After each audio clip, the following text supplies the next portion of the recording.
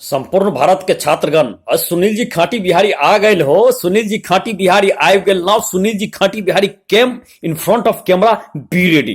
पूरे भारत के छात्र जो 12वीं कक्षा में अध्ययनरत हैं, खास करके बिहार के छात्र, उनके लिए पर्यावरण के मुद्दे से संबंधित मैं शानदार, बेहतरीन, लाजवाब, ज्ञानवर्धक, वस्तुनिष्ठ प्रश्नावली श्रृंखला प्रस्तुत कर रहा हूं। और एक भी यदि छूटेगा तो मैं मोच काट करके फेंक दूंगा, मैं दाहिना हाथ काट करके फेंक दूंगा। Be ready.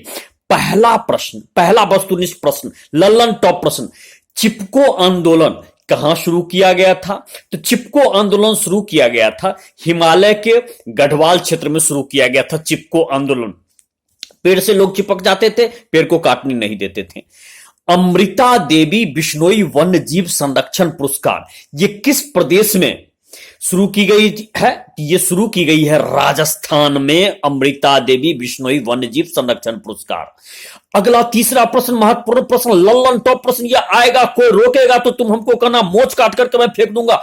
मॉन्ट्रियल प्रोटोकॉल कब ये इस पर हस्ताक्षर हुए थे? तो मॉन्ट्रियल प्रोटोकॉल 1987 ईस्वी में 1987 में हस्ताक्षर किए गए थे। और अगला जो प्रश्न इसी से संबंधित आता है, चौथा प्रश्न, the fourth objective question, very important objective question, कि ये कब से लागू किया गया? ये 1989 से लागू किया गया। 1987 में अंतरराष्ट्रीय स्तर पर हस्ताक्षर हुई थी मॉन्ट्रियल प्रोटोकॉल पर, और 1989 से यह लागू कर दिया गया। Now the fifth question, one of the best question, ये सच पूछे तो इस चैप्टर का अमिताभ बच्चन है, तैयार हो जाओ। तो इसमें कि ओजोन परत की मोटाई नापने के लिए किस यूनिट का इस्तेमाल होता है? तो ओजोन परत की मोटाई नापने के लिए डॉब्सन यूनिट का इस्तेमाल होता है। डॉब्सन यूनिट भी इसको कहते हैं। क्योंकि डॉब्सन एक वैज्ञानिक थे, उन्हीं के नाम पर यह यूनिट डाल दिया गया है। इसको याद रखना, बहुत महत्वपूर्ण प्रश्न प्रतियोगी परीक्षा में भी पूछा है, और मेडिकल में भी पूछता है, इंजीनियरिंग में भी पूछ सकता है। तो चलिए भैया, अब अगला, हालांकि ये तो बायोलॉजी है, मेडिकल में पूछने की ज्यादा संभावना है। अच्छा, ओजोन परत को नुकसान पहुंचान कौन सी गैस ऐसी है जो ओजोन परत को नुकसान पहुंचाती? ओहो, ये तो सच पूछो तो ये तो इस चैप्टर का कैटरीना कैफ है। हम तो कहेंगे कैटरीना कैफ ने शाहरुख खान है। यह है क्लोरोफ्लोरोकार्बन, CFC, क्लोरोफ्लोरोकार्बन। ये ओजोन परत को जब डिस्टर्ब कर देता है, इसमें छिद्र ले आता है, तो उस स्थिति में ओजोन परत से पराबैंगनी किरण डिश करके और अंदर तक चले आती है। इससे त्वचा का भी कैंसर हो सकता है और आंख की कॉर्निया तक की डिस्टर्बेंस हो सकती है। अच्छा, ओजोन परत किस मंडल में पाया जाता है? यह सच पूछिए तो यह बायोलॉजी का भी क्वेश्चन है, ज्योग्राफी का भी क्वेश्चन है, जीके का भी ऑब्जेक्टिव क्वेश्चन है। बहुत जगह पूछा है, आगे भी पूछेगा। ये इस चैप्टर का मैं कहूंगा दिलीप कुमार है। तो इसका उत्तर जान लीजिए कि ये ओजोन परत समताप मंडल में अवस्थित है, और यह अल्ट्रावायलेट किरण को अवशोषित करता है। और जब हम जानते हैं कि अल्ट्रावायलेट रेज ये सजीव के लिए बहुत खतरनाक है। अगला महत्वपूर्ण प्रश्न, ये उतना तो महत्वपूर्ण प्रश्न नहीं है, लेकिन फिर भी, गत शताब्दी में तापमान की लगभग कितनी वृद्धि हुई है? 0.6 डिग्री, 0.6 डिग्री। अच्छा, तो 0.6 डिग्री। अच्छा, एक सुझाव के अनुसार ये था 2100 तक तापमान 1.4 से 5.8 डिग्री तक सेंटीग्रेड तक बढ़ सकती है। अब और आगे का प्रश्न, ग्रीन हाउस गैस प्रभाव ये क्या है? बहुत बार पूछा, ये शॉर्ट में भी पूछ सकता है और आपको वस्तुनिष्ठ में भी इसकी जानकारी होनी चाहिए। तो ग्रीन हाउस गैस का प्रभाव है कि बाहर से जो, जैसे मान लीजिए जहां पर बहुत कम टेम्परेचर होता है, तो पौधा घर बनाया जाता है कृत्रिम रूप से, तो उसमें प्रकाश अंदर की ओर चली आती है, लेकिन बाहर की ओर नहीं जाती है, जिससे पौधा का प्रजनन होता है। ये पृथ्वी भी सच पूछे ग्रीन हाउस की काम करती है कि सूरज की विकिरण तो अंदर चले आती है लेकिन बाहर नहीं जाती। इससे टेम्परेचर बैलेंस्ड रहता है। अन्यथा यदि ग्रीन हाउस प्रभाव यदि काम न करता, तो पृथ्वी पर का टेम्परेचर जो औसत आपका 15 डिग्री के आसपास रहता है, वो ठंडा होकर के -18 डिग्री सेंटीग्रेड हो जाता। -18 डिग्री सेंटीग्रेड। याद रखिएगा, ग्रीन हाउस प्रभाव बहुत कंपटीशन में पूछे हुए हैं, आगे भी पूछेगा, तैयार हो जाइएगा। अच्छा, एक महत्वपूर्ण वस्तुनिष्ठ प्रश्न जो आपके सामने मैं पेश कर रहा हूं, लाजवाब पेश कर रहा हूं, कि कौन सी इसमें कि रेडियो सक्रिय के रिसाव से दुर्घटना हुई थी महत्वपूर्ण जिसको न्यूक्लियर दुर्घटना के रूप से जानते हैं, ये कहां पर हुआ था? ये चेरनोबिल में हुआ था। उस समय ये सोवियत संघ में पड़ता था, अब सोवियत संघ के विघटन के बाद ये दूसरे देश में चला गया है, तो ये चेरनोबिल की दुर्घटना है। अच्छा, एक और दुर्घटना का नाम बोले जो न्यूक्लिक सक्रिय अवशिष्ट पदार्थ के रिसाव के कारण यह हुई थी। ये 3 माइल आयरलैंड में पड़ता है, 3 माइल आयरलैंड में, और यहां पर यह दुर्घटना हुई थी, आकस्मिक रिसाव के कारण ऐसी हुई थी। अच्छा, अगला जो महत्वपूर्ण प्रश्न है वो ये कि वायुमंडल, या मान लीजिए हमको किस चीज को बाहर ना फेंकना चाहिए। आसान प्रश्न है, बिल्कुल आसान प्रश्न है, सामान्य प्रश्न है। तो हम लोग को प्लास्टिक का प्रयोग कम से कम करना चाहिए, इसको बाहर नहीं फेंकना चाहिए, जल्दी गलता नहीं। अच्छा, इसके बाद एक और महत्वपूर्ण प्रश्न कि यदि प्लास्टिक को फेंक देते हैं या धातु, रबर, चमड़ा को यदि पृथ्वी के अंदर दबा देते हैं तो इससे क्या चीज प्रदूषित हो जाएगा? इससे जल का लेयर प्रदूषित हो जाएगा, जल प्रदूषित हो जाएगा। अच्छा, अगला प्रश्न ये कि जल के प्रदूषण से संबंधित कि झील जब पुराना हो जाता है तो उनका कौन कौन सा ऐसा चीज तत्व जो है वो आपका उसको नुकसान पहुंचाता है? तो उसमें नुकसान पहुंचाता है सिल्ट और मलबा, जो ढेर उसमें हो जाता है। इसके कारण क्या होता है कि वो आपका नुकसान पहुंचाता है, जल का ताप गर्म हो जाता है और जलीय जीव धीरे धीरे क्षति होने लगते हैं। अगला महत्वपूर्ण प्रश्न, डीडीटी का फुल फॉर्म क्या है? बहुत महत्वपूर्ण प्रश्न, ये लाजवाब प्रश्न है, ललन टॉप प्रश्न है, बेहतरीन प्रश्न है। डीडीटी का होता है dichloro diphenyl trichloro ethane. Dichloro diphenyl trichloro ethane, याद रखना।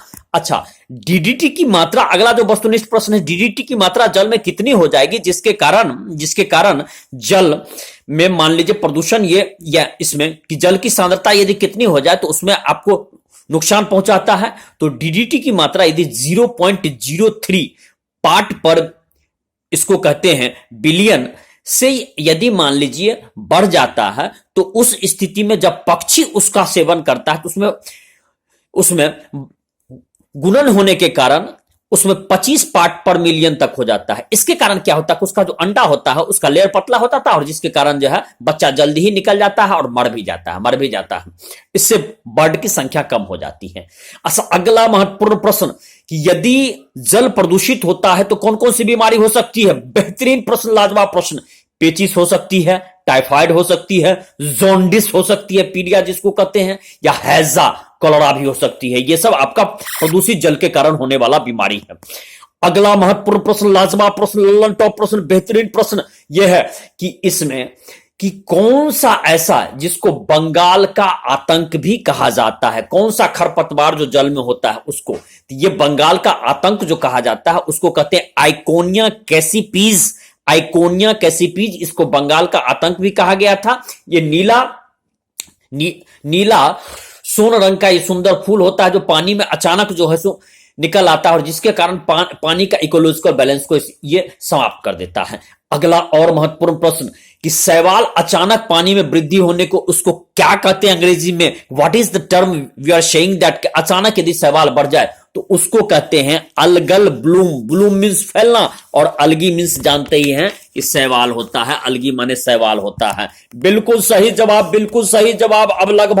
अब अगला प्रश्न वो ये कि जल प्रदूषण निरोध और नियंत्रण अधिनियम कब लाया गया? जल प्रदूषण निरोध और नियंत्रण अधिनियम लाया गया है 1974 ईस्वी में। कब लाया गया है? अरे रमेश बाबा जल्दी बोलो, रमेश बाबा मारबो 10 गिनबो एक। हाँ, तो 1974 में जल प्रदूषण निरोध और नियंत्रण अधिनियम लाया।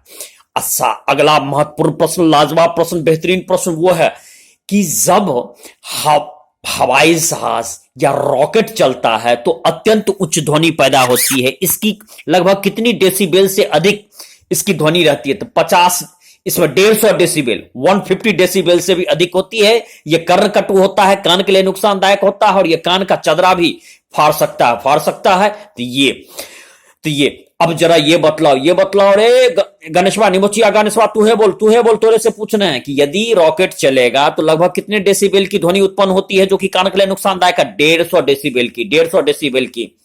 अच्छा, अब इसमें कि शोर अत्यधिक सुनने से किस तरह का बीमारी या किस तरह का शरीर पर उसका प्रतिकूल प्रभाव पड़ता है? अनिद्रा हो सकती है, इसमें हृदय की धड़कन बढ़ सकती है, हार्ट बीटिंग बढ़ सकती है। जल्दी बोल अर्तिया, तोरे से पूछ रहे हैं कि क्या होता है जब शोर अधिक सुनेगा। यदि आदमी इसमें साउंड में ज्यादा रहता है, साउंड पोल्यूशन में रहेगा, उसको अनिद्रा हो सकती है, हार्ट बीट उसका बढ़ सकता है। अगला महत्वपूर्ण प्रश्न, लाजवाब प्रश्न, बेहतरीन प्रश्न। वायु प्रदूषण निरोध और नियंत्रण अधिनियम, ये वायु प्रदूषण ये नियंत्रण, पहला इसके पहले 1974 में जल प्रदूषण निरोध नियंत्रण अधिनियम के बारे में बोला था। अब वायु प्रदूषण निरोध और नियंत्रण अधिनियम कब आया था? 1981 ईस्वी में। चल रे मुर्गा कट, गणेश बातों से पूछ रहे हैं, मारबो 100 गिनबो, एक इतने मार मारे, जल्दी बोल 80% नंबर नहीं आया था तुमको, माने बताओ तब तुमको हम छोड़ेंगे नहीं। हाँ, वायु प्रदूषण निरंतर और नियंत्रण अधिनियम ये 1981 में आया था। बिल्कुल सही।